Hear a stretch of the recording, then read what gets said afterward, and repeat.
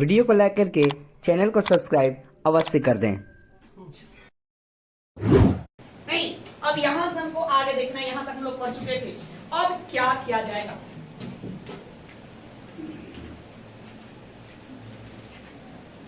अब देखिए, जनवरी 1947, थोड़ा सा आपको तारीखों पर गौर करना है, देखना है किस तरह से क्रमबद्ध समय चला।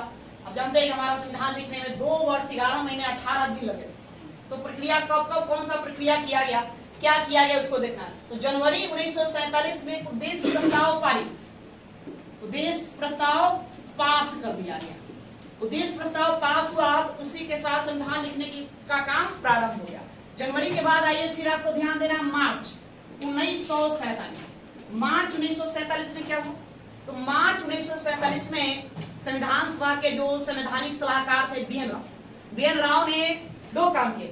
एक तो संविधान सभा के सदस्य, संविधान सभा के सदस्यों को विभिन्न देशों में भेजा गया। विभिन्न देशों में क्यों भेजा गया? तो विभिन्न देशों का संविधान का अध्ययन करने के लिए, वहां जो अच्छी बातें हैं उन अच्छी बातों को निकाल करके ले आना उनका काम। तो वो चले गए विदेश।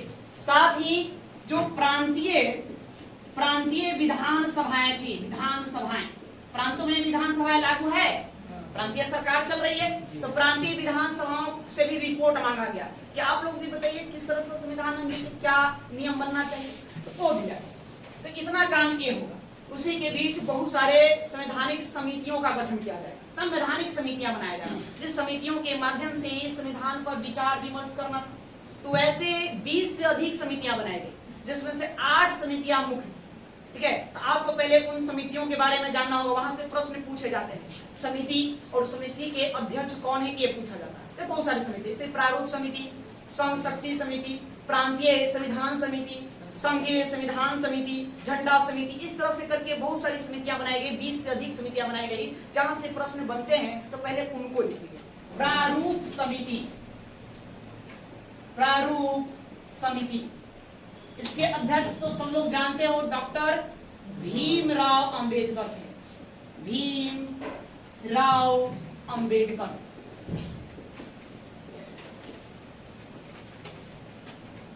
दूसरा, संघीय शक्ति समिति, इसके अध्यक्ष पंडित जवाहरलाल नेहरू।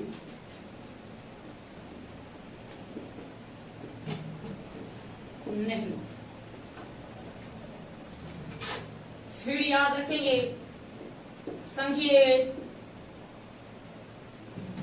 संविधान समिति, इसके भी अध्यक्ष पंडित जवाहरलाल नेहरू।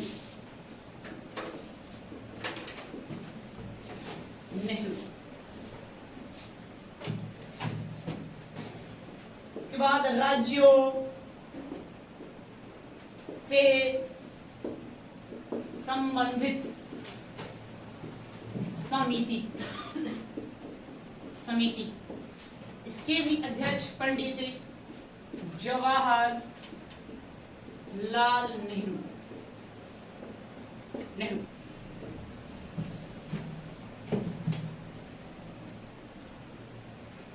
प्रांतीय संविधान समिति, प्रांतीय संविधान समिति, इसके अध्यक्ष थे सरदार वल्लभ भाई पटेल।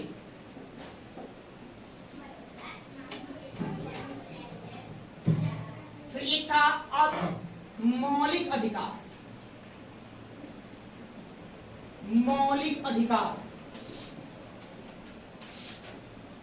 एक मौलिक अधिकार समिति थी। तो मौलिक अधिकार किसके लिए? अल्पसंख्यकों, जनजातियों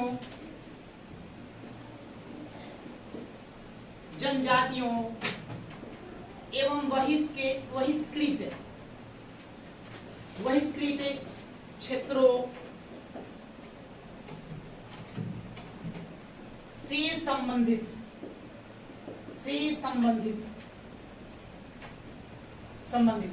इसके भी अध्यक्ष थे सरदार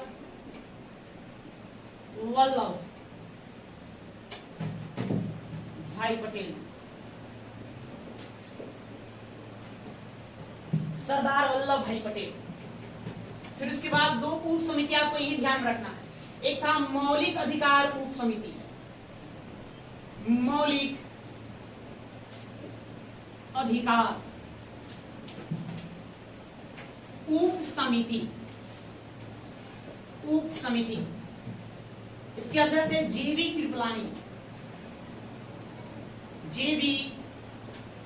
कृपलानी।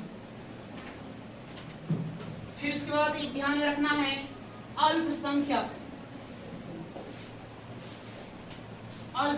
के उप समिति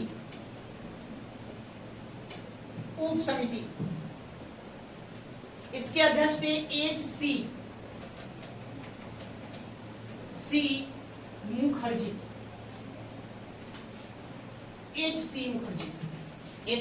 साथ में उपाध्यक्ष थे। उसके बाद फिर बनाया गया देसी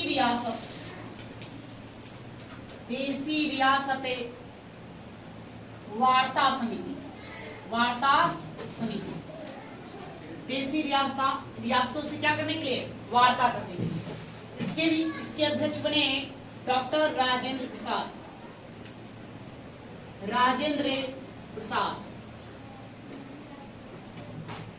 फिर था एक और देसी रियासतें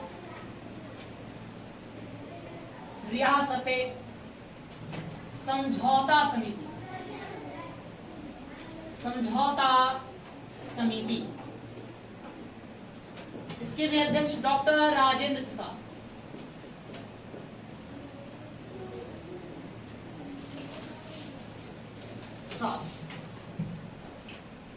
फिर आइए आगे राष्ट्रीय ध्वज समिति। इसके भी अध्यक्ष बनेंगे डॉक्टर राजेंद्र प्रसाद।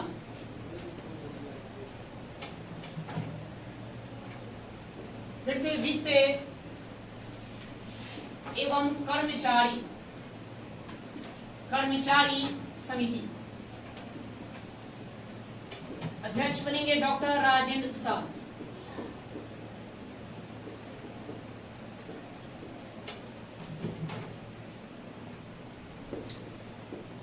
एक इंपॉर्टेंट समिति था जिसका नाम था संचालन समिति। इसके भी अध्यक्ष डॉक्टर राजेंद्र प्रसाद को कई समितियों का अध्यक्ष बनाया गया था। ऐसे 6 समितियां हैं जिसके अध्यक्ष डॉक्टर राजेंद्र प्रसाद बने। डॉक्टर राजेंद्र प्रसाद।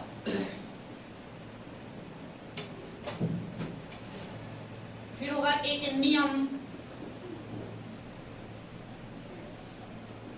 एवं प्रक्रिया समिति इसके भी अध्यक्ष डॉक्टर राजेंद्र प्रसाद। देखिए ये 6 समिति हैं जिसके अध्यक्ष कौन बनेंगे? डॉक्टर राजेंद्र प्रसाद। आप समझ सकते हैं इस संविधान निर्माण में इनकी भूमिका कितनी रही होगी, क्योंकि इतने सारे समितियों का इनको क्या बनाया गया था। इसके अलावा और आगे चलेंगे एक था सदन समिति। सदन या इसी का कहिए आवास समिति। इसके अध्यक्ष थे पट्टाभी सीतारमैया।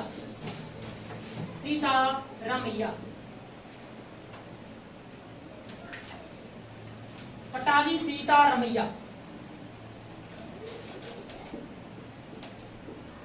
एक पुस्तक है, प्रश्न पूछा जाता है कि कांग्रेस का इतिहास पुस्तक के लेखक कौन है? एक पट्टाभी सीतारमैया। इतिहास में हम पढ़ेंगे इनके बारे में, इनकी कई जगह इनका नाम जिक्र किया जाएगा। उसके बाद एक बना था प्रत्यय पत्र, इसी को कहते हैं क्रेडेंशियल समिति। इसके अध्यक्ष बनाए गए थे अल्लादी कृष्णा स्वामी अय्यर, अल्लादी कृष्णा स्वामी अय्यर। और आगे चले,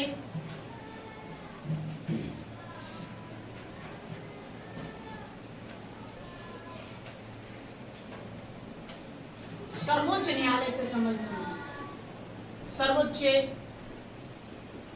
न्यायालय से संबंधित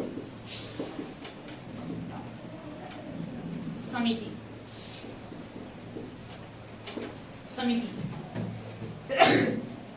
इसके अध्यक्ष थे वी वरदाचार्यार, वी वरदाचार्यार एक और समिति का अध्यक्ष थे। इसका नागरिकता से संबंधित समिति, इसके भी अध्यक्ष बने थे वी वरदाचार्यार,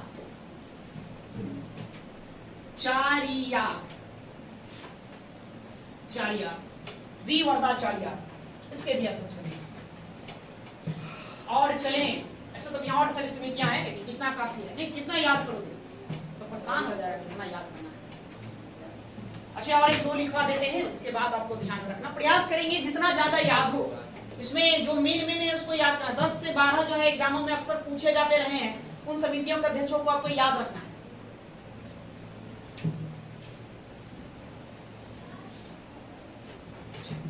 और भाई प्रेस दीर्घा समिति, उषा नाथ सेन,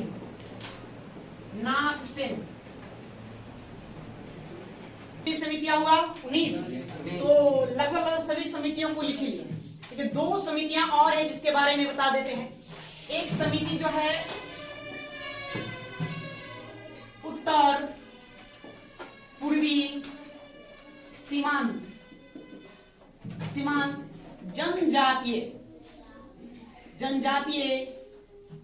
मामले समिति। ठीक है, देखिए, ए उत्तर पूर्वी सीमांत जनजातीय मामले समिति। उत्तर पूर्वी से पूर्वोत्तर भारत में जो राज्य देख रहे हैं, मणिपुर, मेघालय, असम, इन सब प्रांतों में जो भी जनजातीय लोग रह रहे हैं, तो उनके मामले से संबंधित एक समिति बनाया गया था, जिसमें से असम को शामिल नहीं किया जाएगा। किसको?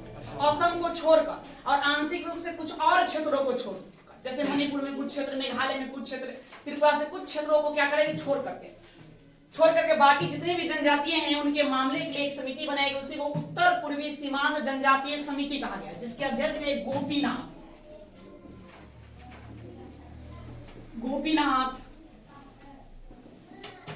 बारदोलोई।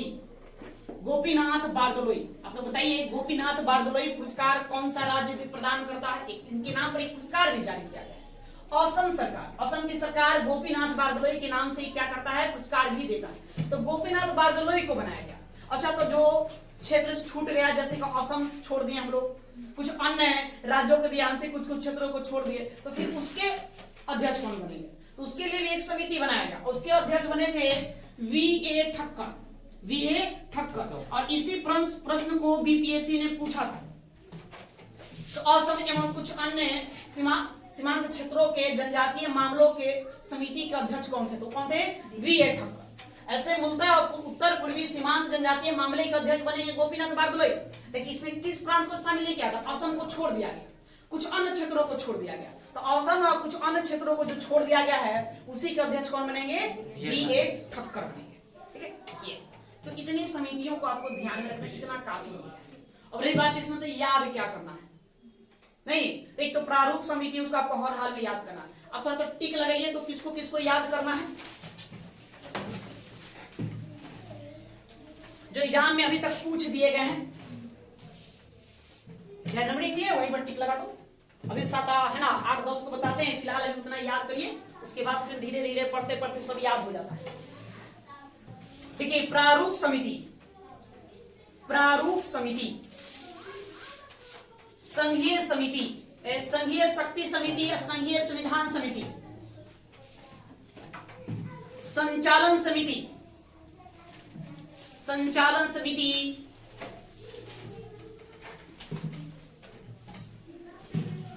कार्य संचालन समिति। कार्य संचालन समिति के अध्यक्ष कौन है? अच्छा, कार्य संचालन समिति नहीं बताए, उसको भी ध्यान रखेंगे। कार्य संचालन, कार्य संचालन समिति। तो कार्य संचालन समिति के थे के एम मुंशी, के एम मुंशी, मुंशी इनका पूरा नाम कन्हैया लाल मानिक लाल मुंशी, के एम मुंशी। कार्य संचालन समिति,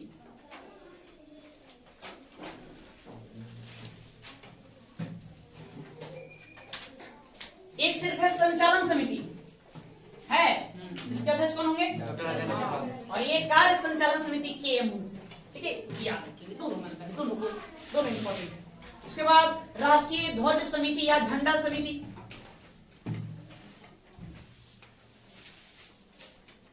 मौलिक अधिकार से संबंधित समिति जिसके अध्यक्ष सरदार वल्लभ भाई पटेल हुए।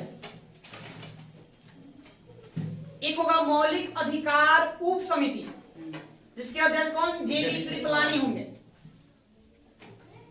एक होगा आपका अल्पसंख्यक मामले में अल्पसंख्यक उप समिति जिसके अध्यक्ष कौन बनेंगे? एच सी मुखर्जी होंगे। एच सी मुखर्जी, उनको ध्यान में रखिए। और आपको याद रखना है न्यायालय, सर्वोच्च न्यायालय से संबंधित समिति और नागरिकता से संबंधित समिति कौन है? एस वरदाचारी। एस वरदाचार्यार उनका नाम हुआ पूरा, ऐसे एस वरदाचारी भी कहेंगे ना, V Varadachari, good good, V Varadachari, वरदाचारिया चारिया या वी वरदाचारी भी कहेंगे। आप इसको याद रखना कि सदन के सदस्य नहीं थे, संविधान सभा के सदस्य नहीं थे, संविधान सभा के सदस्य नहीं, सदस्य नहीं, मतलब संविधान सभा के सदस्य नहीं थे, फिर भी इनको क्या किया गया? एक समिति का अध्यक्ष बनाया गया था। तो सपोज में इसको डाल दो, संविधान सभा के सदस्य नहीं। फिर लगेगा प्रांतीय संविधान समिति, प्रांतीय संविधान समिति जिसके अध्यक्ष कौन? सरदार वल्लभ भाई पटेल। सरदार वल्लभ भाई पटेल। प्रांतीय संविधान समिति, सारी समितियों में आपको सबको अध्यक्ष याद रखना है, किसके अध्यक्ष कौन थे, किनको जिम्मेदारी दी गई थी। एक समिति है प्रारूप, कौन सा समिति? प्रारूप समिति, समिति। इसी को पांडुलेखन समिति भी कहते हैं। क्या कहते हैं? पांडुलेखन समिति। इसी को ड्राफ्टिंग कमेटी भी कहते हैं। तो आपको दोनों नाम याद रखना है। यही एकमात्र ऐसा समिति है जिसके सभी सदस्यों का नाम आपसे एग्जाम में पूछा जाएगा। प्रश्न पूछा जाता है निम्नलिखित में से कौन प्रारूप समिति के सदस्य नहीं थे। बाकी और कोई ऐसा समिति नहीं है जिससे यह पूछा जाता है कि उसमें कितने सदस्य थे या कौन कौन थे, लेकिन प्रारूप समिति से सब बात पूछ दिया जाता है। इसको आपको याद रखना है। क्यों? क्यों सबसे मुख्य कौन था? प्रारूप समिति। संविधान के प्रारूप पर विचार करने के लिए इसको बनाया गया। यही सबसे मुख्य समिति थी जो फाइनली जो संविधान लिखा जाता था तो इसी के पास जाता, इसी समिति के पास भेजा जाता था। और यही समिति क्या करता था? उसके प्रारूप पर विचार विमर्श करके संविधान सभा को देता था। फिर संविधान सभा में उस पर बहस होती थी और फाइनल फिर उसको कर दिया जाता था। तो प्रारूप समिति, इसका गठन देखिए। संविधान सभा के संवैधानिक सलाहकार BN राव ने 24 अगस्त 1947 को गठन किया। इसका क्या क्या है? प्रारूप समिति का गठन, प्रारूप समिति का गठन किया। ठीक है। और फिर 29 अगस्त 1947 इसके अध्यक्ष के तौर पर नियुक्त किए जाएंगे। अध्यक्ष बनेंगे डॉक्टर भीमराव अंबेडकर। भीमराव अंबेडकर इसके क्या बनेंगे? अध्यक्ष बनेंगे। हाँ, इसमें कुल 7 सदस्य थे। कुल कितने? 7 सदस्य थे। 7 सदस्य थे। ठीक है। देखिए प्रारूप समिति के सदस्य कितने मेंबर? 7 मेंबर। 7 सदस्यों को आपको याद रखना है। पहला डॉक्टर भीमराव अंबेडकर। भीमराव अंबेडकर ये क्या थे? अध्यक्ष। इनको क्या बनाया गया? अध्यक्ष बनाया गया। दूसरा अल्लादी कृष्णा स्वामी अय्यर। फिर एक थे एन गोपाल स्वामी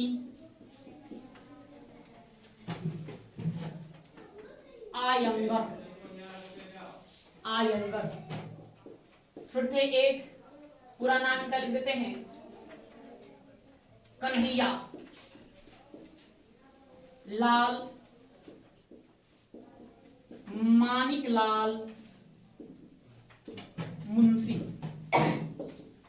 इन्हीं को के एम मुंशी कहते हैं, कन्हैया लाल मानिक लाल मुंशी। फिर आपको याद रखना है मोहम्मद सादुल्ला।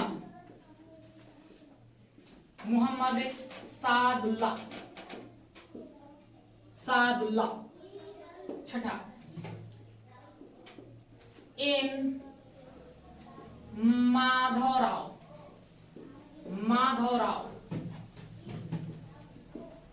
BL मित्र के स्थान पर। और 7वां जो इसके मेंबर हुए वो थे टी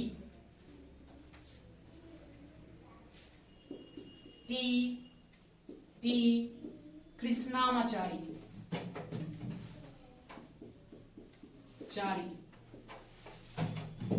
इनको भी ध्यान रखना है। डीपी खेतान के निधन के बाद, डीपी खेतान के निधन के बाद 7 मेंबर हो गए।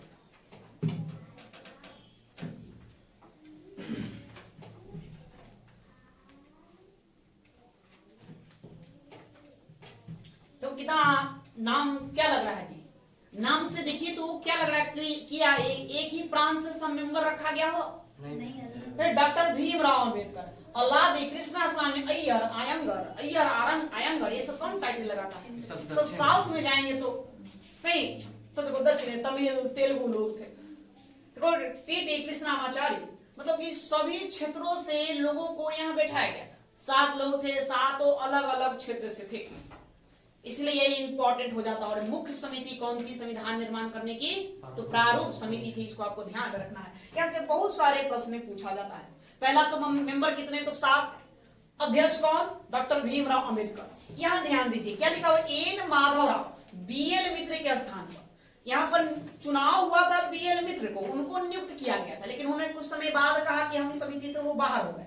बाहर होने के बाद फिर किनको लाया गया? एन माधवराव को लाया गया था। उसके बाद एक मेंबर चुने गए थे डीपी खेतान, लेकिन डीपी खेतान साहब का निधन हो गया। उनके निधन के बाद फिर किनको रखा गया? टी कृष्णामाचारी को रखा गया। एक प्रश्न पूछा गया नहीं कि प्रारूप समिति के सदस्यों में से कौन सदस्य कांग्रेसी था? पूर्णतः कांग्रेसी था। इतने आप मेंबर देख रहे थे, इन सदस्यों में से मात्र एक ये हैं के मुंशी, कन्हैया लाल मानिक लाल मुंशी, जो पूर्णतः कांग्रेसी थे। क्या थे? पूर्णतः कांग्रेसी। इसका क्या मतलब है? मतलब ये अन्य लोग कांग्रेस पार्टी के नहीं थे तो कांग्रेस पार्टी में, कांग्रेस पार्टी के बैनर तले जीते थे, लेकिन ये जो है कन्हैया लाल मानिक लाल मुंशी शुरू से ही कांग्रेस से जुड़े हुए थे। और अन्य जो है बाद में आए, जब निर्वाचन हो रहा था संविधान सभा का, ये लोग आए और उसी के बैनर तले जीते। इनके बारे में फिर याद रखना मोहम्मद सादुल्ला। क्यों याद रखेंगे? प्रश्न पूछा जाता है प्रारूप समिति के सदस्यों में कौन मुस्लिम लीग दल से था? तो मोहम्मद सादुल्ला मुस्लिम लीग से थे। तो आपको दिमाग में एक सवाल आता है, तो मुस्लिम लीग तो अलग हो गया था, वो पाकिस्तान चले गए, नहीं, तो फिर ये यहाँ क्या करे, तो मुस्लिम लीग में कुछ सदस्य जो है भारत में रहना पसंद किया, भारत में, जिसमें से कौन थे, मोहम्मद सादुल्लाह।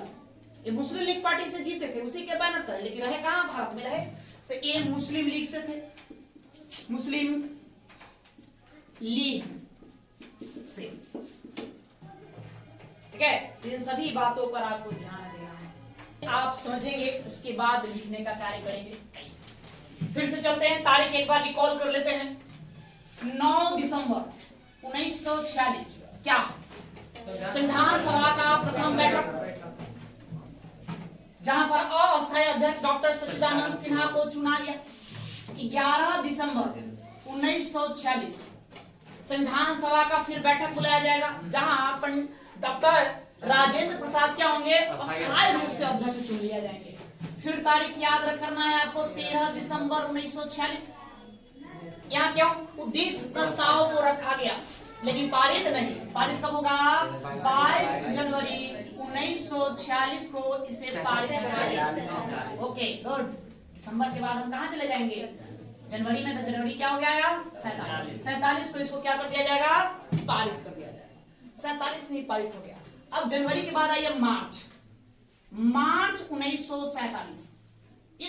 इस महीने में क्या हुआ, संविधान सभा के संवैधानिक सलाहकार बीएन राव ने प्रांतीय विधानसभाओं से क्या कहा, अपना अपना रिपोर्ट मांगा, राय मांगा कि आप लोग अपना अपना क्या करिए, राय दीजिए। और संविधान सभा के कुछ सदस्यों को विभिन्न देशों के दौरे पर भेजा गया। जाएंगे अपना, विदेशों में जाइए, वहां देखिए क्या चल रहा है क्या नहीं, वहां के संविधान में क्या उल्लेखित किया गया। तो जो मुख्य जो बातें हैं उसको ले आना है, ताकि हम अपने संविधान में लिख सके, जो भारत जैसे विशालका है, भूभाग पर सुटेबल, मतलब उसके अनुकूल हो। जो अनुकूल संविधान रहेगा उसको हम क्या करेंगे, लिख देंगे।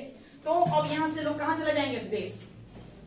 कुछ सदस्य विदेश चले गए, प्रांतीय विधानसभाओं से भी रिपोर्ट अपना आ गया, लोग उसका मंथन करेंगे। समय आएगा अक्टूबर, कब आएगा, अक्टूबर 1947। अक्टूबर 1947 में पहला संविधान का प्रारूप तैयार हो गया। प्रारूप तैयार मतलब पहली बार संविधान का प्रारूप क्या कर दिया गया, तैयार, जिसमें 243 अनुच्छेद कितने थे, 243, और 8 अनुसूचियां। पहली बार ये संविधान का जो प्रारूप तैयार किया गया खाका, उसमें है ना आर्टिकल्स कितने बताए गए, 243, ठीक है, और अनुच्छेद जिसको शेड्यूल कहते हैं, अनुसूचियां कितने बता दिया गया, 8 बता दिया गया, ये लिख दिया गया। अब इसको तैयार किया गया बीएन राव के द्वारा, तैयार करके अब दिया जाएगा किसको, प्रारूप समिति, दिया गया प्रारूप समिति के पास, प्रारूप समिति उसको दे दिया गया। प्रारूप समिति क्यों बनाया गया है, संविधान के प्रारूप पर विचार करने के लिए। विचार कौन करेगा, प्रारूप समिति। प्रारूप समिति को दे दिया गया। प्रारूप समिति अब उसको लेगा, उस पर अपना पूरा विचार विमर्श करेगा। विचार विमर्श करने के बाद अंतोगतवा फरवरी, कब, 21 फरवरी 1948, ठीक है, 47 बाद क्या आ जाएगा, 1948 को ये भेज देगा किसको, संविधान सभा के पटल पर ले जाकर इसको रख दिया जाएगा। जब संविधान सभा किसके पटल पर रख दिया गया, तो उन्होंने उसमें अनुच्छेद लिखे 315, और अनुसूची उसमें था 8। अनुसूची कितना था, 8, मतलब 315, 308, उसमें उन्होंने कुछ संशोधन किया। बीएन राव के द्वारा जो पहला प्रारूप तैयार किया गया, उसमें कितने अनुच्छेद, 243, 8 अनुसूची। प्रारूप समिति के पास गया, तो प्रारूप समिति उस पर विचार विमर्श किया। विचार विमर्श करने के बाद अंततः उसने कितना, 315 अनुच्छेद, 8 अनुसूची बनाया, और वो दे दिया गया किसको, संविधान सभा को। संविधान सभा के पटल पर रख दिया।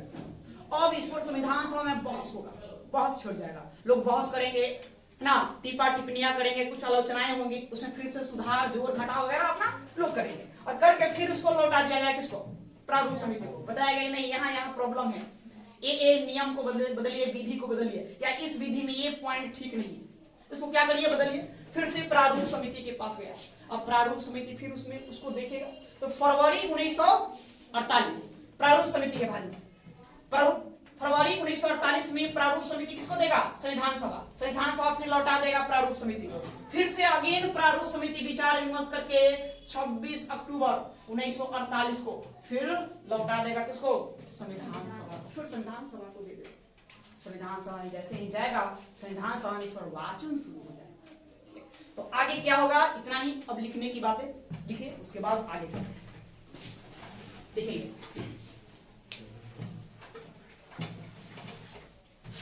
पॉइंट बाय पॉइंट लिखते चलिए बनाकर।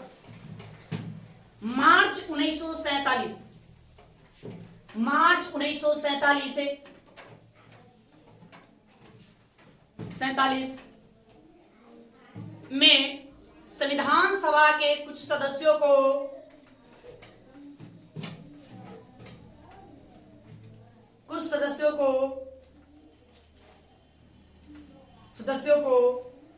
विभिन्न देशों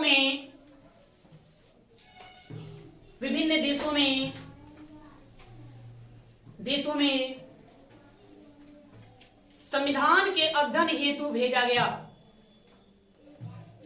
संविधान के अध्ययन हेतु भेजा गया।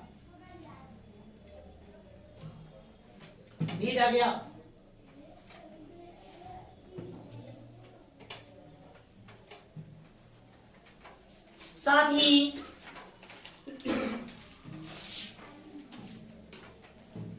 ही प्रांतों के विधान सभाओं से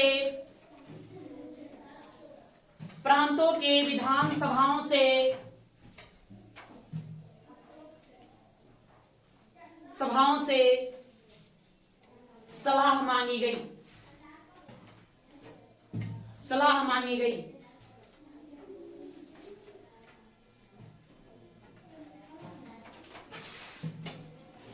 नेक्स्ट, अक्टूबर 1947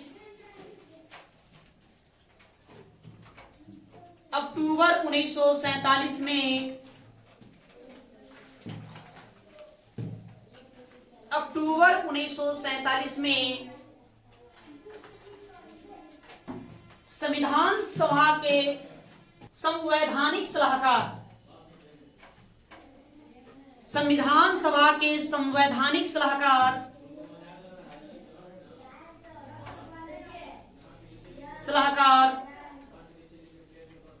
बी एन राव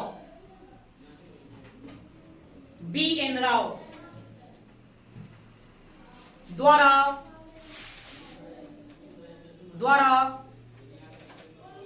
संविधान का प्रथम प्रारूप तैयार किया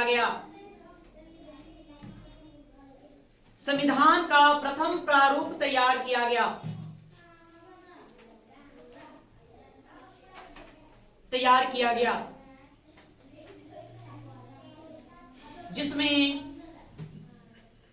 जिसमें 243 अनुच्छेद आर्टिकल 243 अनुच्छेद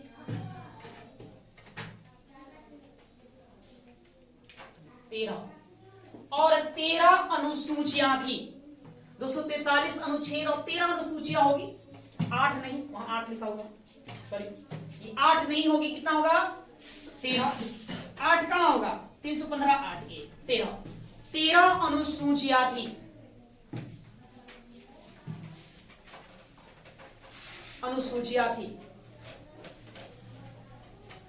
इस तैयार प्रारूप पर विचार करने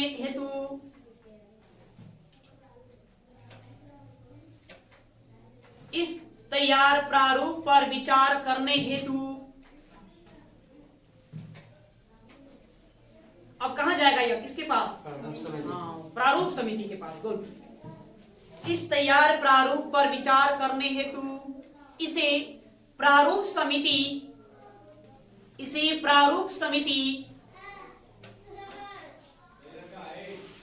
समिति के पास भेजा गया।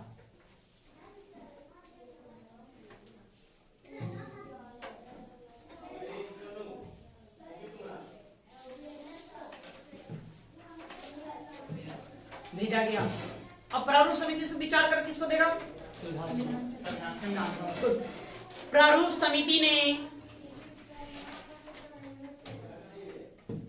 प्रारूप समिति ने इस पर विचार करने के उपरांत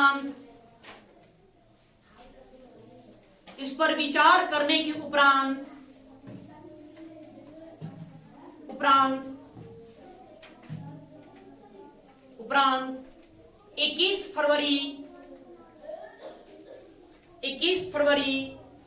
1948 को संविधान सभा में रखा।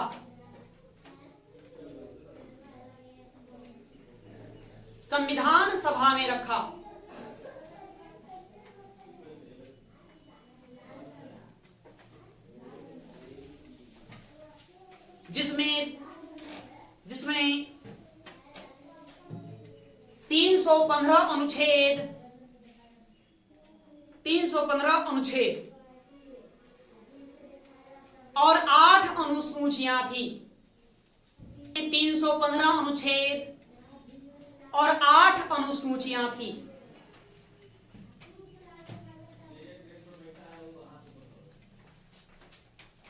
संविधान सभा ने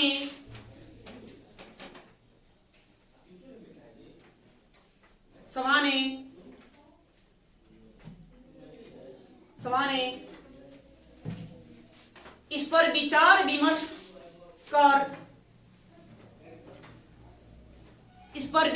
विमर्श कर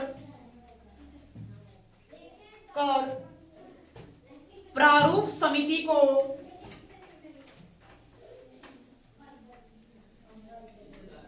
समिति को लौटा दिया।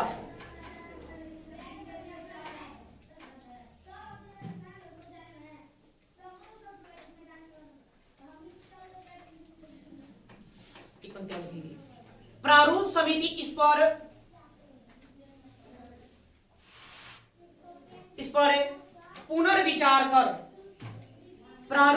इस पर पुनर्विचार कर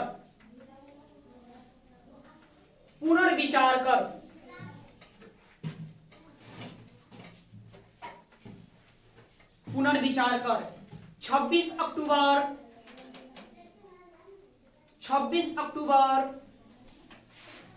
1948 को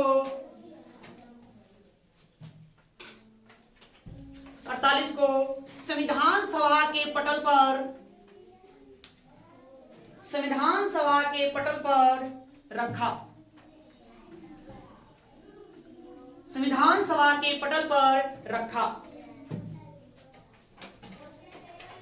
देखें मतलब किस तरह से चल रहा है प्रक्रिया।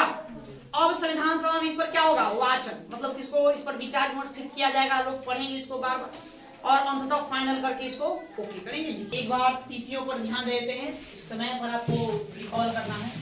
पहला कब से शुरू होगा, 9 दिसंबर 1946 संविधान सभा की प्रथम बैठक डॉक्टर सच्चिदानंद सिन्हा अस्थायी अध्यक्ष चुने गए। ये हुआ। उसके बाद 2 दिन बाद 11 दिसंबर 1946 नहीं संविधान सभा की दूसरी बैठक और डॉक्टर राजेंद्र प्रसाद परमानेंट अध्यक्ष चुन लिए गए। और इसी दिन सर बेनेगल नरसिंह राव बीन राव जिनको कहते हैं, उनको संविधान सभा क्या बनाया गया, सलाहकार बना दिया गया। 13 दिसंबर 1946 इस दिन क्या होगा, उद्देश्य प्रस्ताव लाया जाएगा। ओके, उसके बाद फिर आप आ जाइए 22 जनवरी, कब आ जाएंगे, 22 जनवरी 1947 उद्देश्य प्रस्ताव पारित कर दिया गया। जब उद्देश्य प्रस्ताव पारित होगा तो इस दिन से संविधान लिखने की प्रक्रिया प्रारंभ हो जाएगी। फिर आ जाइए जनवरी के बाद फरवरी छोड़ देंगे, मार्च में आएंगे। कब, मार्च 1947। क्या हुआ मार्च 1947 में, तो 2 बातें ध्यान में रखना है। पहला, संविधान सभा के कुछ सदस्यों को विभिन्न देशों में भेजा गया, क्या करने के लिए, उस देश के संविधान का अध्ययन करने के लिए। वहां जो मुख्य बात जो है, जो भारत में लागू किया जा सकता है उसको ले आने के लिए। और साथ ही प्रांतों में विधानसभाएं चल रही है, 11 प्रांत है, ब्रिटिशों द्वारा आजाद हुआ तो भारत में कितने प्रांत थे, 11 प्रांत है। 3 प्रांतों में विधानसभाएं हैं, उन विधानसभाओं से भी सलाह एक तरह से मांगी गया कि अपना अपना रिपोर्ट आवे दीजिए। इतना सारी बात हुआ। अब उसके बाद सारे गतिविधियों के बाद आप आएंगे आप अक्टूबर 1947। अक्टूबर 1947, इस अक्टूबर 1947 में संविधान का प्रथम प्रारूप, संविधान का प्रथम प्रारूप तैयार कर दिया जाएगा। मतलब रूप तैयार हो गया, ढांचा कि इस तरह के ये हमारा संविधान है, जिसमें कितने अनुच्छेद थे बताइए? 243 अनुच्छेद थे उसमें, और अनुसूचियां कितनी थी? 13 अनुसूचियां थी। 13 अनुसूचियां थी। जब संविधान सभा का प्रथम प्रारूप तैयार किया गया, उसमें 243 अनुच्छेद और 13 अनुसूचियां थी। उसको अब भेजा जाएगा किसके पास? भेजा गया प्रारूप समिति, प्रारूप समिति, जिसके अध्यक्ष कौन थे? डॉक्टर अम्बेडकर। इस प्रारूप समिति ने है ना संविधान सभा द्वारा तैयार संविधान के प्रथम प्रारूप पर विचार विमर्श किया। अब विचार विमर्श करने के बाद अंतर्गत कहा किसके पास भेज दिया? अभी भेज देगा संविधान सभा में। संविधान सभा में, इस संविधान सभा में संविधान के प्रारूप पर बहस होगा। देखो यहाँ 114 दिन बहस चलता है। कितने दिन? 114 डेज, 114 दिन बहस चलते रहा। बहुत चलने के बाद उसने बहुत सारे सुधार करने की बातें कही, और सुधार करने के लिए फिर किसको लौटा दिया? फिर से संविधान सभा लौटा देगा प्रारूप समिति को, फिर से लौटा देगा प्रारूप समिति को। ठीक है, प्रारूप समिति को। संविधान प्रारूप समिति संविधान सभा का जब रिपोर्ट देगा, उसमें तारीख क्या बताए थे? 21 फरवरी 19 क्या आ जाएगा? 48 आ जाएगा। ये समय रहेगा। पहले अक्टूबर में संविधान सभा का प्रथम प्रारूप तैयार हुआ, जिसमें 243 आर्टिकल्स थे और 13 शेड्यूल थे, अनुसूचियां थी। वो दिया गया किसको? प्रारूप समिति को।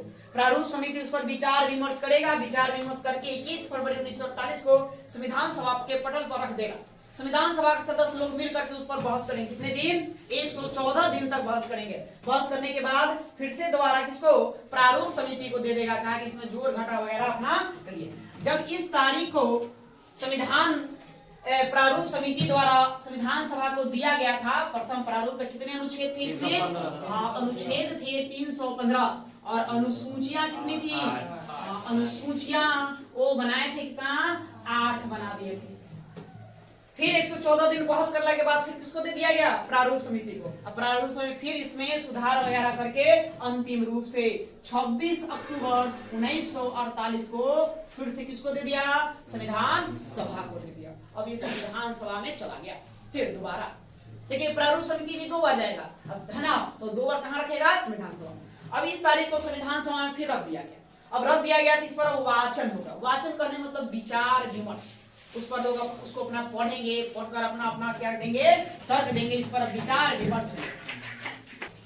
तो संविधान की प्रारूप पर 3 बार वाचन हुआ। कितने बार? 3 बार वाचन हुआ।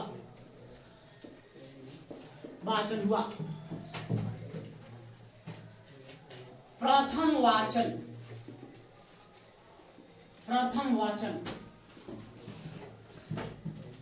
अक्टूबर 1948 में ना दिया गया था प्रारूप समिति द्वारा संविधान सभा में।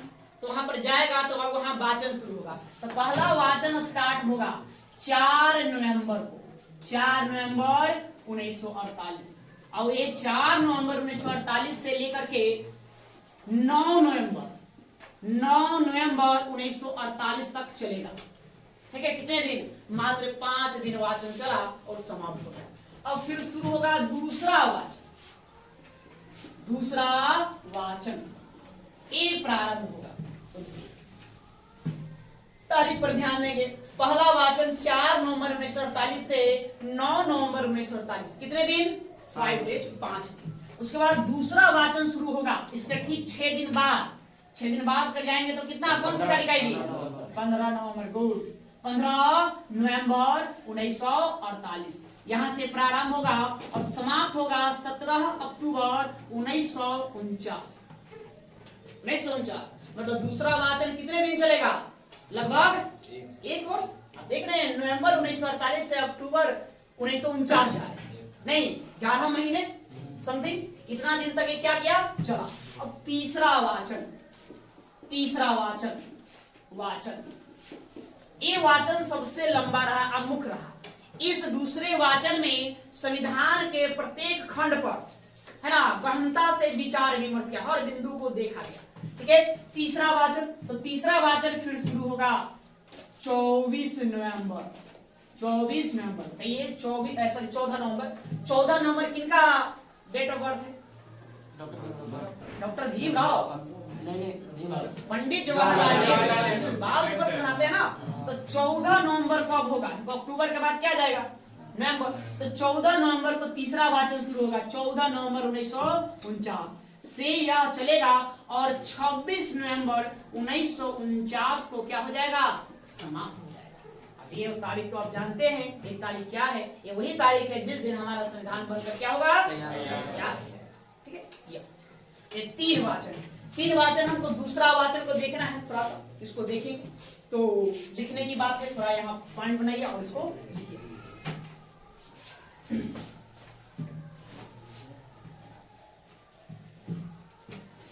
पेन थोड़ा स्पीड में चलाएंगे, पेन स्पीड में चलाओ।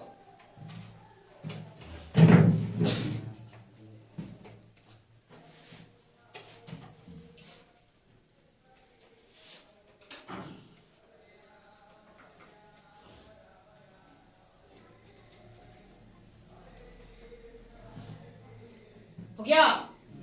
देखिए, आइए हम दूसरा वाचन की बात करें।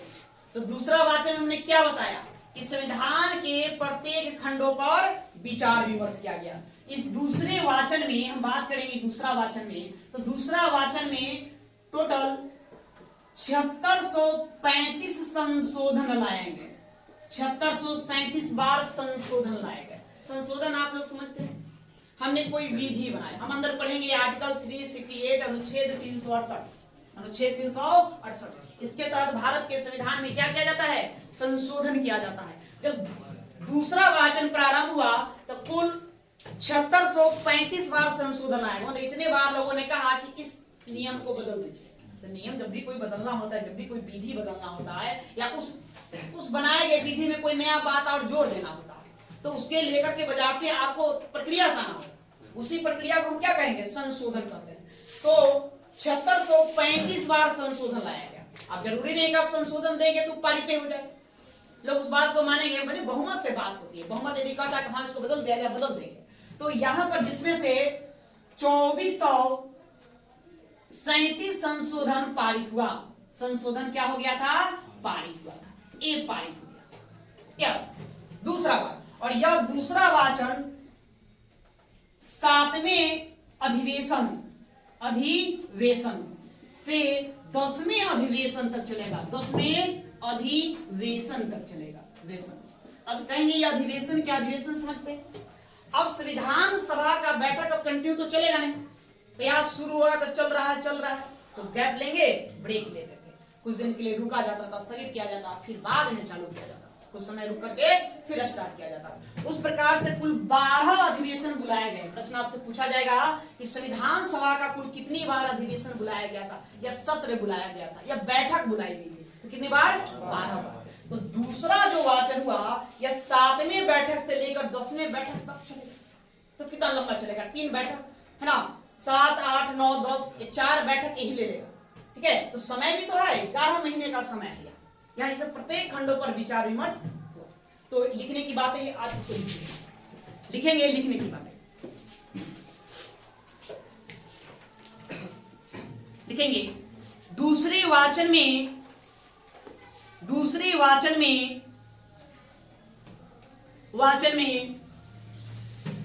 संविधान के प्रत्येक खंड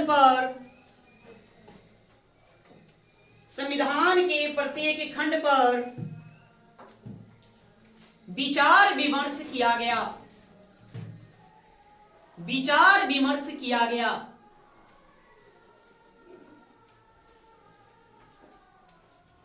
संविधान के प्रत्येक खंड पर विचार विमर्श किया गया।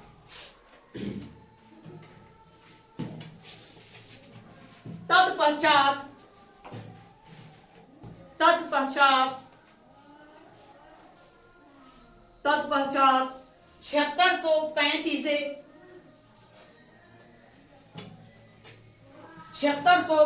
से संशोधन प्रस्तुत किए गए, जिनमें से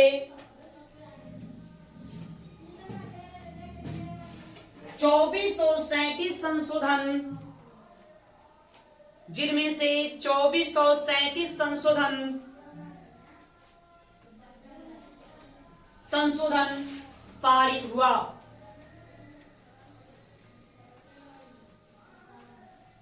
जिनमें से 3437 संशोधन पारित हुआ, 2437 संशोधन पारित हुआ। यह वाचन 7वें से 10वें अधिवेशन,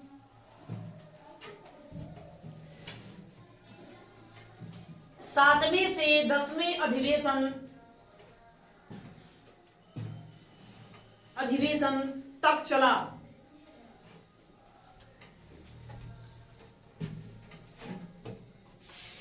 ठीक है।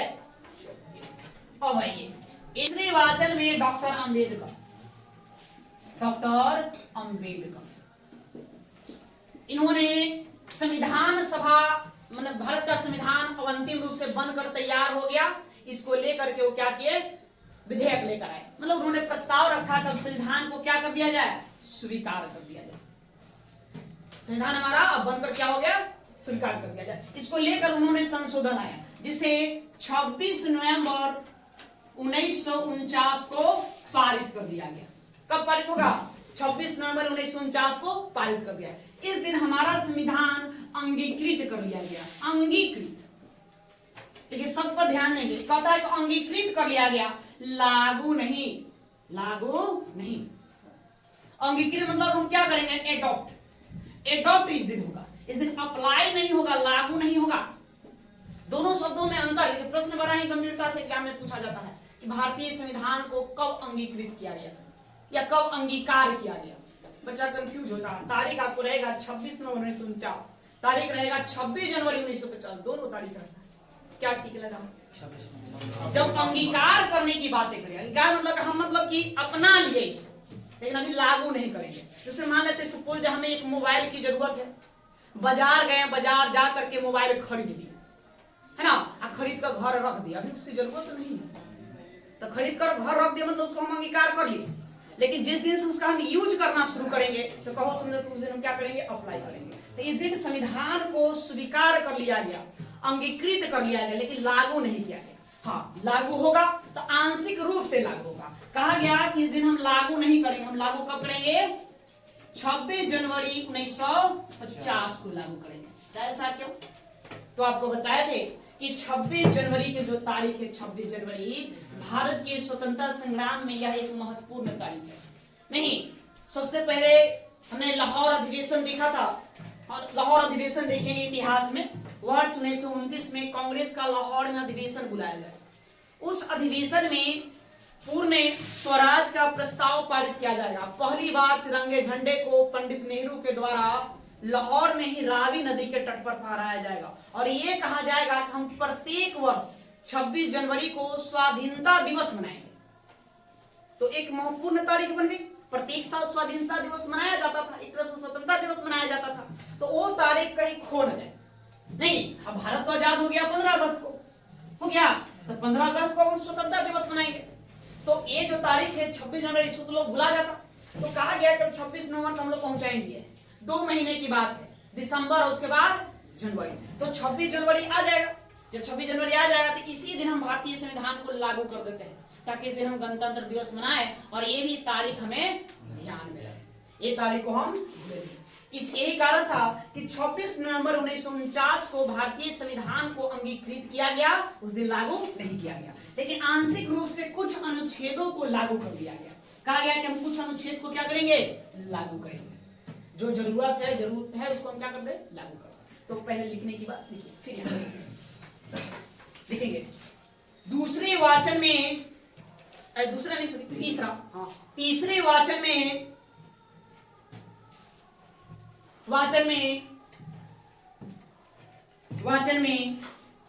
डॉक्टर अंबेडकर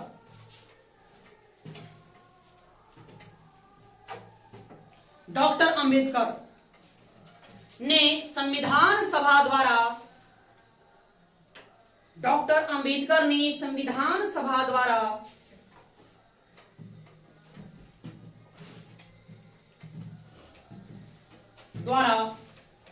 निर्मित संविधान को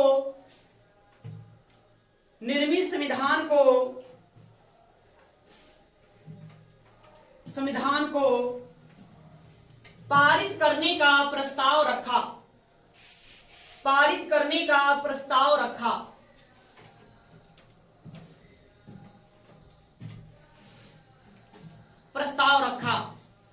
नहीं, प्रस्ताव लेकर आए, तब इसको क्या कर दिया जाए, पारित कर दिया जाए। संविधान अब बनकर क्या है, तैयार है। जो 26 नवंबर 1949 को पारित हो गया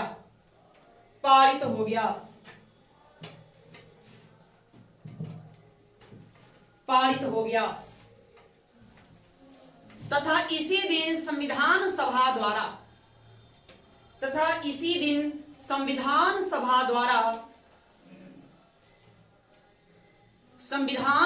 द्वारा भारतीय संविधान को अंगीकार कर लिया गया। अब इंग्लिश वर्ड लिखना चाहते हैं, कोर्स में लिख दें एडॉप्ट। अंगीकार कर लिया गया।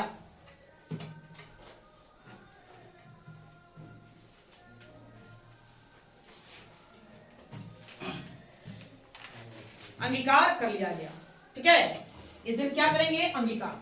लेकिन कुछ अनुच्छेदों को लागू करने की बात कही गई कि कुछ अनुच्छेद, जो महत्वपूर्ण अनुच्छेद है, आर्टिकल्स है, उसको हम क्या कर दें, लागू कर दें। तो देखिए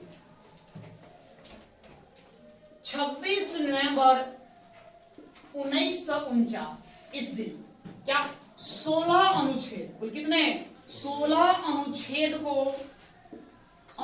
को लागू कर दिया गया। अर्थात हमारा संविधान आंशिक रूप से लागू नहीं।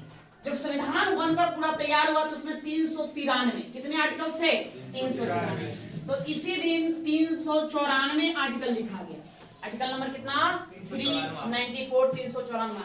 इसमें कहा गया कि हम अब आज मतलब कि 26 नवंबर 1949 को भारतीय संविधान को आंशिक रूप से लागू करते, उसके 16 अनुच्छेदों को लागू करते। कितने, 16 अनुच्छेद को लागू करने की बात कहा गया कि आज से लागू होगा, किस तारीख से, 26 नवंबर से लागू होगा। बाकी सभी शेष 26 जनवरी 1950 से लागू हो जाएगा। शेष जो बच गया, मतलब पूर्णतः संविधान इस दिन से क्या होगा, लागू कर दिया। ऐसा अनुच्छेद 394 में लिख दिया। और तो कौन कौन अनुच्छेद लागू किया गया, तो देखिए 5, 6, 7, 8, 9, मतलब अनुच्छेद 5, अनुच्छेद 6, अनुच्छेद 7, अनुच्छेद 8, अनुच्छेद 9, ये नागरिकता से संबंधित अनुच्छेद, इसको लागू किया गया। फिर अनुच्छेद 7 राष्ट्रपति का शपथ, अनुच्छेद 324 इसको लागू किया गया। अनुच्छेद 324 इसमें निर्वाचन आयोग की बातें करता है, किसका, निर्वाचन आयोग के। फिर 366, 367, फिर 379, 380, 388, 391, 392, 393 और 394 इतने अनुच्छेदों को उस दिन लागू कर दिया गया। कितने हो गए, 16, 1, 2, 3, 4, 5, 6, 7, 8, 9, 10, 11, 12, 13, 14, 15, 16, इन 16 अनुच्छेदों को उस दिन लागू कर दिया गया, जो जरूरत था। इसको छोड़ने के बाद बाकी जितने शेष थे, अनुच्छेद 394 में क्या लिखा गया कि 26 जनवरी 1950 को क्या हो जाएगा, लागू हो जाएगा। अर्थात हमारा संविधान पूर्णतः कब लागू हुआ, 26 जनवरी 1950। इसलिए इस तारीख को क्या मनाते हैं, लिखेंगे आगे पैराग्राफ छोड़ के लिखिए। नेक्स्ट 26 नवंबर 1949 को 26 नवंबर 1949 को भारतीय संविधान आंशिक रूप से लागू हुआ। आंशिक रूप से लागू हुआ। आंशिक रूप से लागू हुआ। इस दिन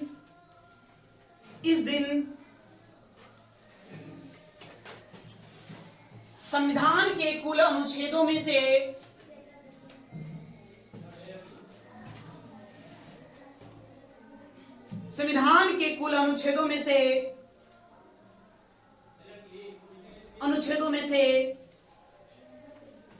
में से 16 अनुच्छेद को लागू किया गया।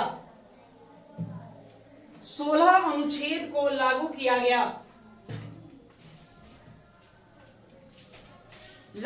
गया जो निम्न थे।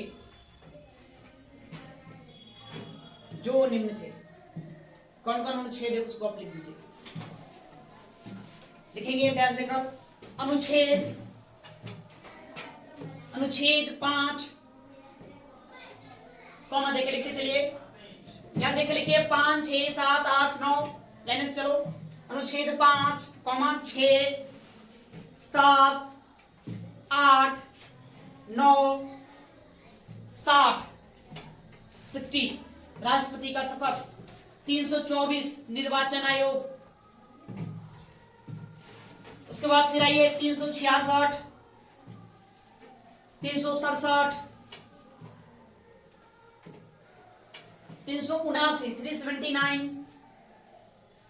380 80 388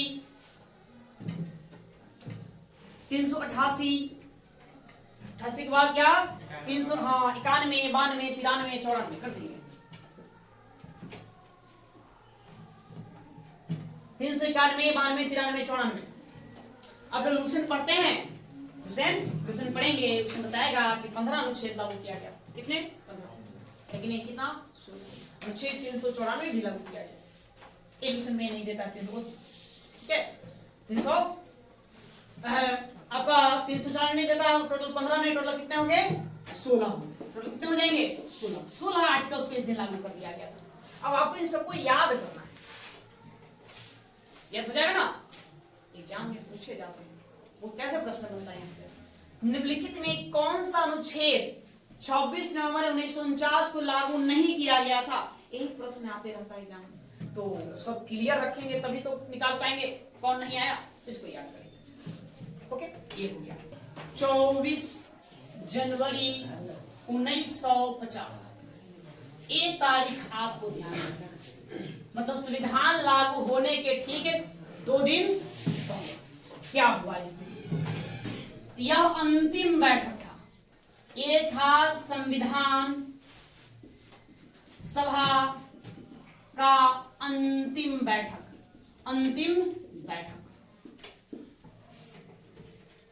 है ना। अंतिम दिन ये बैठक बुलाया जाएगा। कुल कितनी बार बैठक बुलाया जाएगा 12 बार। और क्या हुआ 284 सदस्यों ने अंतिम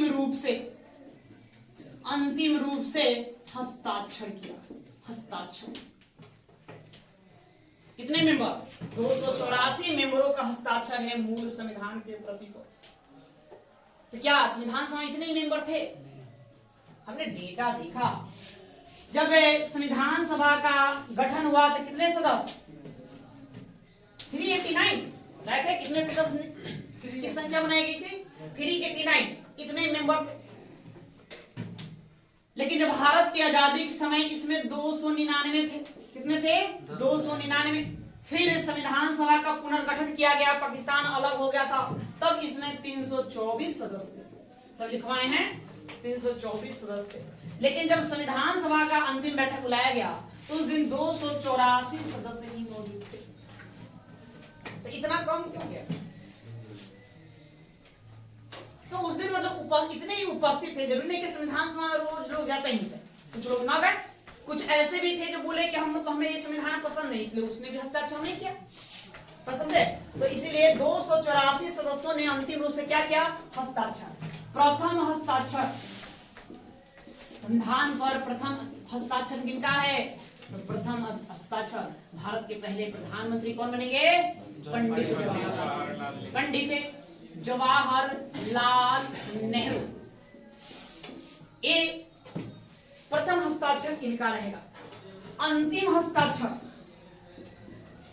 अंतिम हस्ताक्षर, ठीक है। अंतिम हस्ताक्षर संविधान सभा का अध्यक्ष कौन, अध्यक्ष अंतिम रूप से हस्ताक्षर करेंगे संविधान सभा, डॉक्टर राजेंद्र प्रसाद, डॉक्टर राजेंद्र प्रसाद ये अंतिम हस्ताक्षर करेंगे। उसके बाद अच्छा 284 सदस्य, महिला सदस्य कितनी थी, महिला सदस्य, तो महिला सदस्य संविधान सभा कितने चुने गए थे, 15, लेकिन हस्ताक्षर यहाँ करेंगे 8। कितने महिलाओं का हस्ताक्षर इस पर है, 8 महिलाओं का हस्ताक्षर। नहीं, इसी दिन बता दिया कि संविधान तो 26 जनवरी को लागू होगा, सिंपल सी बात है, ये लागू कर दिया जाएगा। और क्या किया गया इस दिन, और डॉक्टर राजेंद्र प्रसाद, इसी दिन डॉक्टर राजेंद्र प्रसाद, डॉक्टर राजेंद्र प्रसाद देश के पहले या भारत के पहले राष्ट्रपति क्या हो गए, निर्वाचित होंगे कि मनोनीत होंगे, निर्वाचित किए गए, निर्वाचित हुए। तो निर्वाचित कैसे हुए, आम जनता वोट दिया था।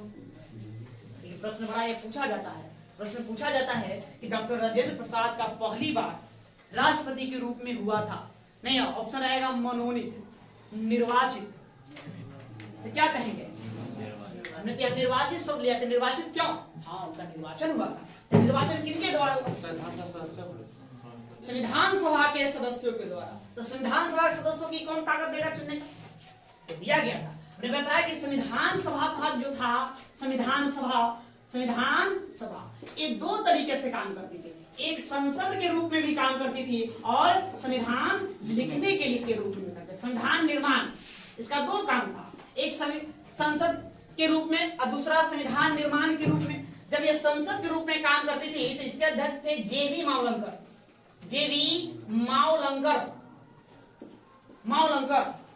गणेश वासुदेव मावलंकर इसके अध्यक्ष हुआ करते थे। और यह जब संविधान निर्माण के काम करती थी तो डॉक्टर राजेंद्र प्रसाद इसके अध्यक्ष हुआ करते थे, डॉक्टर राजेंद्र। हमने पढ़ा कि संविधान सभा का अध्यक्ष कौन, डॉक्टर राजेंद्र प्रसाद, ये अध्यक्ष है ना। लेकिन वही जब संविधान सभा संसद के रूप में काम करते, देश चलाने के रूप में काम करती थी, तो जेवी मावलंकर उसके अध्यक्ष हो जाएगा।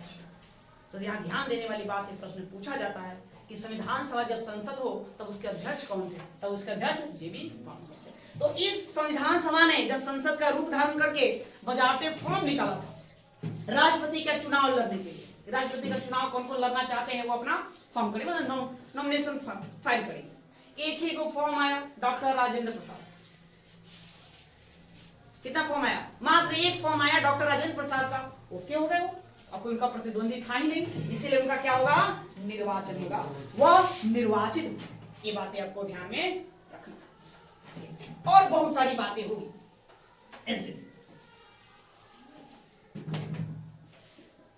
संविधान सभा भंग, संविधान सभा क्या कर दिया जाएगा, भंग। क्यों भंग कर दिया जाएगा, अरे उसका काम था संविधान लिखना, उसने अपना काम पूरा कर लिया। संविधान सभा का काम था संविधान लिखना, उसने संविधान लिखने का काम पूरा कर दिया, प्रक्रिया पूरा कर दिया, तब इसकी जरूरत है नहीं। इसको कहा गया कि अभी भंग होगा। लेकिन अंतरिम संसद या अंतःकालीन कहा जाता है, अंतःकालीन संसद के रूप में काम करेगी। ये अंतःकालीन संसद के रूप में काम करेगी। अंतःकालीन संसद के रूप का नहीं मतलब अब ये पूर्णतः संसद का काम करते रहेंगे, या अंतरिम संसद कह सकते हैं, अंतःकालीन संसद कह सकते हैं, उस संसद के रूप में काम करते रहेंगे। संविधान लिखने का काम खत्म हो गया, इसलिए संविधान सभा को भंग कर दिया जाए, लेकिन वो संविधान सभा तब तक कायम रहेगी संसद के रूप में जब तक कि भारत में आम चुनाव ना हो जाए। आम चुनाव होकर के लोकसभा राज्यसभा का गठन न हो जाए, उसकी प्रक्रिया प्रारंभ हो। उसी के बाद देखेंगे कि 1951-52 में भारत में क्या होगा, आम चुनाव होगा, प्रथम आम चुनाव। और 1952 से लोकसभा अस्तित्व में आ जाएगी, है ना। जनता के द्वारा चुने गए जो मेंबर ऑफ पार्लियामेंट थे, जो सांसद आज हम एमपी कहते हैं, वो चुन करके अब पहली बार कब बैठेंगे, अप्रैल 1952 में वहां बैठ जाएंगे। जब वहां बैठ जाए तो फिर इससे हम अंतकालीन संसद का स्वरूप भी क्या कर लेंगे, छीन लेंगे, इसको पूरी तरह से काम खत्म कर देंगे इसमें। तब समझे, चलिए ठीक है। अच्छा देखिए, एक बात और ध्यान में रखना है, प्रश्न से पूछा जाएगा कि अंतकालीन या अंतरिम संसद के कितने सदस्य, अंतरिम संसद के सदस्य यहाँ 313 मेंबर होंगे। कितने, 313। अंतिम रूप से कितने थे, 324। हस्ताक्षर करेंगे 284। ऐसे कहा गया कि 399, 389 होगा। स्वतंत्रता प्राप्ति के दिन ये 299 था। और अंतरिम संसद में सदस्य कितने थे, 313। अर्थात संविधान सभा जब संसद के रूप में काम करेगी संविधान लागू होने के बाद, उसमें कितने होंगे, 313 सदस्य। याद रहेगा, याद नहीं रहेगा तो लोग यहाँ लिखो, लास्ट पंक्ति आप उसमें डाल दीजिए, सदस्यों की संख्या 313। चलो अब देखिए, इस 24 जनवरी 1950 को यह अंतिम बैठक बुलाई गई। सभी उसमें 284 मेंबर पहुंचे और सभी ने बारी बारी से हस्ताक्षर किया। सबको बुलाया जाता था। सबसे पहले पंडित जवाहरलाल नेहरू को बुलाया गया, वो अपना साइन किए और स्पीच दी। जो अपना स्पीच देना चाहते हैं, बोलना चाहते हैं इसके बारे में, तो क्या करता था, बोल। उस क्रम से बारी बारी 284 सदस्य जाते हैं, सब लोग स्पीच देंगे। इससे सबसे लंबा स्पीच डॉक्टर भीमराव अंबेडकर, और अंतिम स्पीच देने के लिए डॉक्टर राजेंद्र प्रसाद आएंगे, वो अपना साइन करेंगे, वो अंतिम स्पीच देंगे। उस अंतिम स्पीच में उन्होंने सबसे ज्यादा प्रशंसा डॉक्टर भीमराव अंबेडकर की। उन्होंने कहा कि संविधान सभा का अध्यक्ष के रूप में मेरा सबसे अच्छा कार्य रहा 29 अगस्त 1947 को क्या, प्रारूप समिति के अध्यक्ष के रूप में डॉक्टर भीमराव अंबेडकर की नियुक्ति करना। ये डॉक्टर राजेंद्र प्रसाद के बोले। उन्होंने इस तरह का स्पीच दिया। उन्होंने बताया जैसे एक हवाई जहाज उड़ाने के लिए एक दक्ष पायलट चाहिए, एक स्किल्ड पायलट की जरूरत होती है, उसी प्रकार से संविधान सभा का संचालन करने में, संविधान को लिखने में वो दक्ष पायलट की भूमिका में कौन रहे, डॉक्टर भीमराव अंबेडकर। मतलब उनको एक स्किल्ड पायलट की उपाधि वो बताया। तो ये अब 24 जनवरी 1950 तक का समय समाप्त होगा और हमारा संविधान क्या होगा, लागू हो जाएगा। जब संविधान लागू हो जाए, संविधान लागू कब लागू होगा, संविधान लागू तब जानते हैं कि 26 जनवरी 1950 को हमारा संविधान लागू हो जाएगा। तो लागू होगा तो संविधान का स्वरूप कैसा रहेगा आकार, तो इसमें आपको अनुच्छेद देखने को मिलेगा। अनुच्छेद कितने, अनुच्छेद 395, कितने 395। भाग, तो भाग बनाया गया 22। अनुसूचियां, अनुसूचियां थी 8। कितना अनुसूचियां थी, 8। ये हमारा संविधान बन करके यहाँ तैयार होगा। आज हम बहुत बदलाव ला दिए इसमें। अब अनुच्छेद 450 से अधिक है, भाग हमने 25 बना दिया है और अनुसूचियां कितना कर दिए हैं, 12 कर दिए। या तो लिखिए, लिखेंगे 26 जनवरी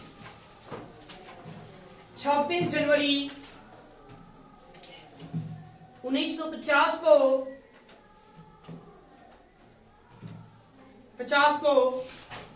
संविधान पूर्ण रूप से लागू हो गया। संविधान पूर्ण रूप से लागू हो गया, लागू हो गया।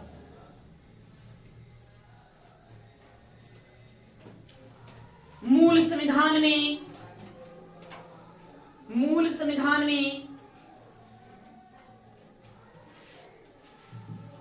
395 अनुच्छेद,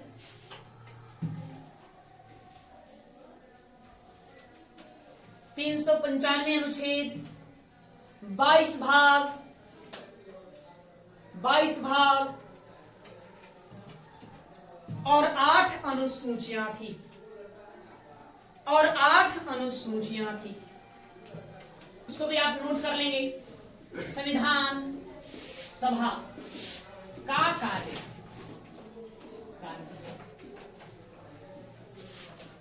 क्या काम था संविधान सभा का? था दो काम करती थी।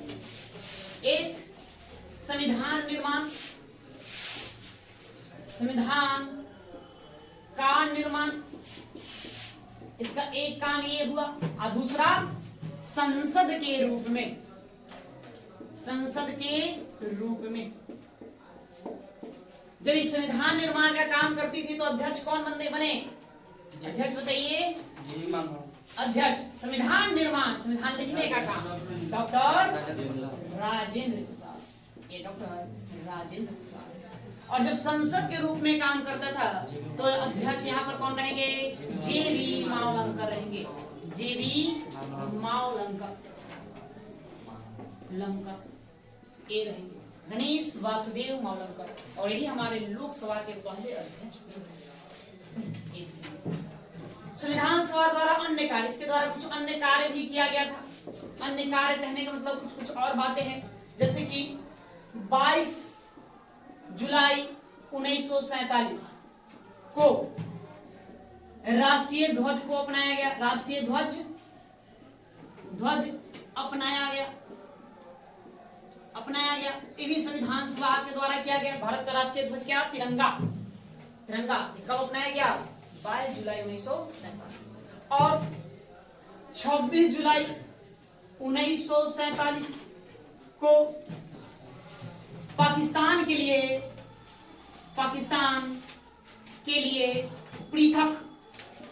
पृथक संविधान सभा की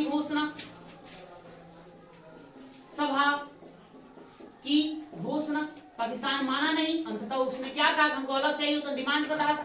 तो अंततः 26 जुलाई 1947 को उसके लिए कह दिया गया कि जाइए आप लोग के लिए अलग क्या होगा? संविधान सभा होगा, वहां बैठकर अपना संविधान लिखें। और 24 जनवरी 1950 को राष्ट्रीय गीत आप लोग जानते हैं क्या है? वंदे मातरम, जन गण मन, वंदे मातरम राष्ट्रीय गीत और राष्ट्रगान जन गण मन को अपनाया गया।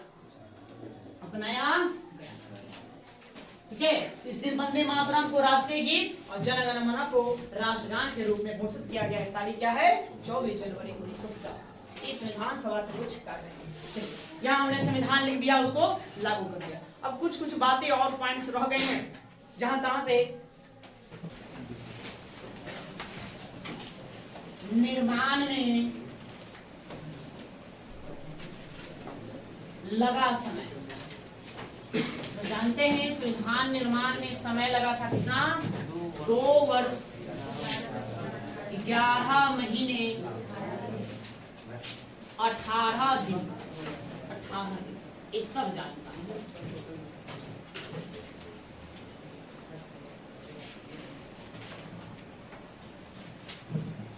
संविधान निर्माण में लगा खर्च। तो आप इसको याद रखना है, लगभग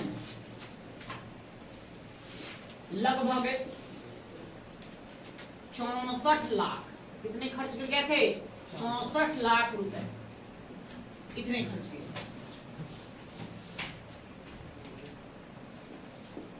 संविधान सभा संविधान के प्रारूप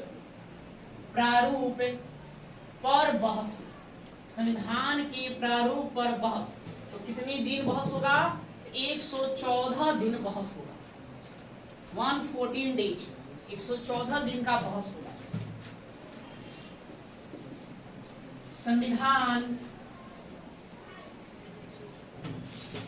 सभा का अधिवेशन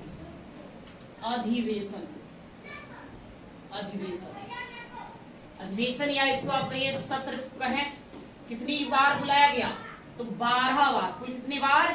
12 बार बुलाया गया। लूसेंट पढ़ेंगे तो लूसेंट में 11 बार देता, लेकिन 24 जनवरी 1950 को भी अंतिम बैठक बुलाई गई। तो इसको भी उसमें काउंट करेंगे, कितना हो जाएगा? 12 बार हो जाएगा। तो संविधान सभा का अधिवेशन कुल 12 बार बुलाया गया।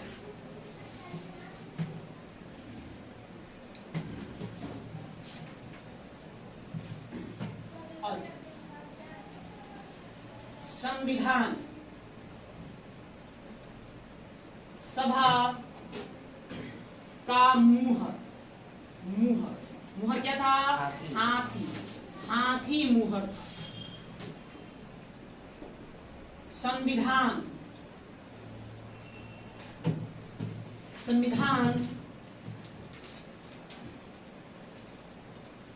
का सुलेखक, सुलेखक, सुलेखक मतलब लिखने वाले, जो संविधान को लिखे। संविधान को लिखने वाला है, निर्मात्री नहीं। निर्मात्री कौन है? वो तो ऐसे डॉक्टर भीमराव अम्बेडकर को संविधान सभा, भारतीय संविधान का निर्माता कहते हैं।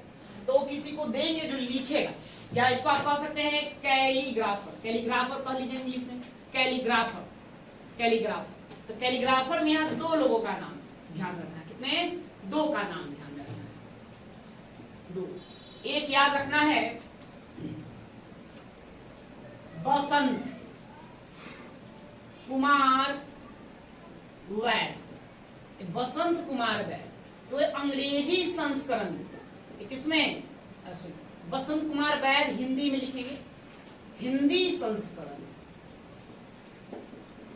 संस्करण में। और एक याद रखना है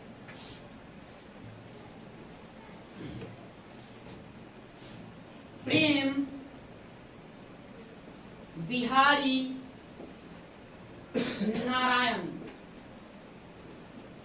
नारायण रायजदा, रायजदा इनका पूरा नाम हुआ। ये थे अंग्रेजी संस्करण, अंग्रेजी संस्करण, संस्करण मतलब कि भारत के संविधान को दोनों भाषाओं में लिखने का काम किया जाएगा। तो हिंदी में कौन लिखेंगे? बसंत कुमार वैद के द्वारा लिखा जाएगा, और इंग्लिश में लिखेंगे प्रेम बिहारी नारायण रायजदा के द्वारा लिखा जाएगा। और आप याद कर सकते हैं एक प्रश्न और, पेजों के सजावट करता, पेजों के सजावट करता। तो पेजों को सजाने के लिए, मतलब कि संविधान देखिए, मूल संविधान, ये हमारा संविधान है। तो संविधान के प्रत्येक पेज को सजाया गया है। ये बाहर से इसका पूरा जो है थोड़ा सा जगह छोड़ करके उसके पेजों को क्या कर दिया गया है? सजा दिया गया है, सजाया गया है। हाँ, उसको क्या क्या कहते हैं? बॉर्डर, बॉर्डर जो होता है ना, उसको सजाया गया। तो सजाने वाले में भी दो व्यक्तियों का नाम याद रखना है। एक याद रखना है नंदलाल बोस, नंदलाल बोस, बोस। और फिर दूसरा याद रखना है, इन्हीं के एक सहयोगी थे राम मनोहर, इनका पूरा नाम था व्यूहर। अब राम मनोहर याद रखिए, राम मनोहर, मनोहर सिन्हा। ये पेजों की क्या है? सजावट करता। अच्छा, हमारे संविधान का माप कितना है? बीमारी का सकते डायमेंशन, यह है 22x16। ठीक है, ये मूल संविधान का माप रहा। ये भारतीय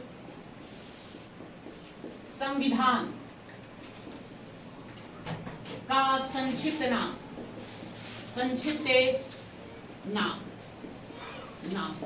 नाम है भारत का संविधान, भारत का संविधान। क्या ये कहीं लिखा गया? ऐसे लोग रख दिए, लिखा गया। कहा? अनुच्छेद 393 के तहत इसमें ये बात को लिखा गया है, दर्ज किया गया है कि भारतीय संविधान का संक्षिप्त नाम क्या होगा? भारत का संविधान।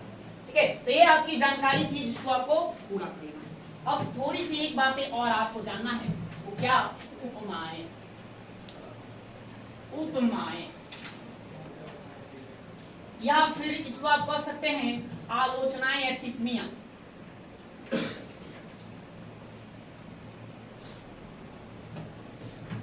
टिप्पणी,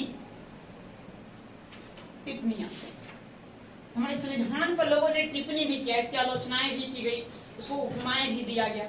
जैसे क्या क्या दिया गया है सो देखेंगे। संविधान सभा, तो संविधान सभा, सभा हिंदुओं की सभा, हिंदुओं की सभा। ये प्रश्न पूछा जाता है कि संविधान सभा हिंदुओं की सभा है, यह किसने कहा? जब संविधान सभा का गठन हुआ था तो कितने मेंबर हैं? 389 है, जिसमें हिंदू बहुसंख्यक में था। हिंदुओं के बाद क्या थे? बहुत ज्यादा। इसको देखते हुए एक हुए लॉर्ड साइमन। कौन? Lord John Simon. तो जॉन साइमन ने इसको हिंदुओं की सभा कहा, मतलब एक तरह से इसकी आलोचना हिंदुओं की सभा। कोई फिर एक और व्यक्ति जिन्होंने कहा कि संविधान सभा एक जाति की संस्था है। ये भी एक आलोचना ही किया। ये कहा गया विंस्टन चर्चिल के द्वारा। विंस्टन चर्चिल के द्वारा एक कहने वाला व्यक्ति विंस्टन चर्चिल है, जिसने बताया कि संविधान सभा एक जाति की क्या है? संस्था है। इसने भी एक तरह से आलोचना। साथ ही एक और कोटेशन है जो पूछा जाता है कि संविधान सभा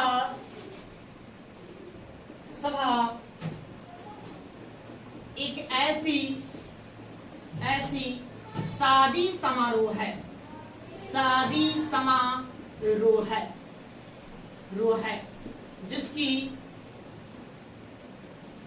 जिसकी दुल्हन ही गायब है। ये भी एक कोटेशन दिया गया इसके ऊपर, तो इसके उपमा दी गई। मतलब क्या हुआ? तो क्या बातें कहा जाए? संविधान सभा एक ऐसी शादी समारोह है जिसकी दुल्हन ही गायब है। याद करिए, जब पहली बैठक बुलाया गया 9 दिसंबर 1946, तो कितने लोग आए? 208 लोग ही आए। मुस्लिम लीग क्या रहा? नहीं आया, बहिष्कृत कर दिया इसको। उसी कारण उसी समय विंस्टन चर्चिल, ये ब्रिटेन के प्रधानमंत्री रह चुके हैं विंस्टन चर्चिल, तो इसने इस तरह की बात कही, एक वाक्य दिया कि ऐसा लग रहा है जैसे कि एक ऐसा शादी समारोह है जिसका दुल्हन है ये। तो शादी किससे हुई? मतलब यह दुल्हन की संज्ञा किसको देते हैं? मुस्लिम लीग ये कहा जाता है? नहीं।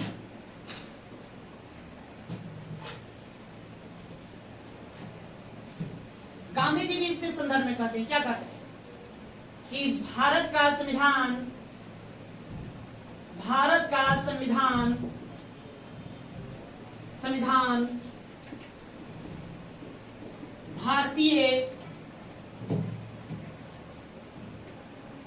भारतीयों के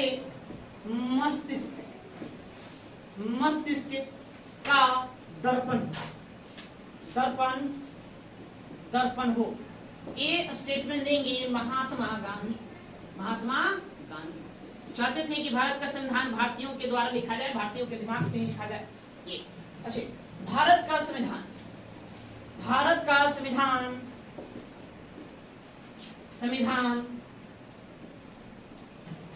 विश्व का विशालतम संविधान है।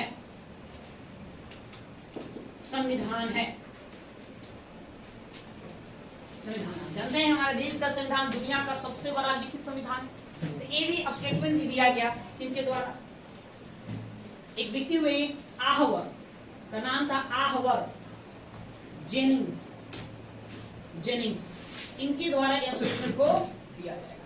तो वहीं पर एक व्यक्ति हुए के वी राव। अच्छा बताइए, भारत का संविधान निर्माता किसको कहे? डॉक्टर अम्बेडकर।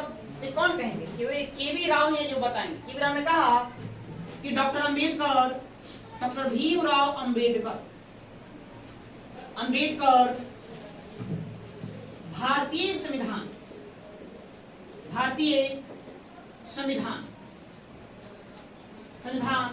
की जननी है।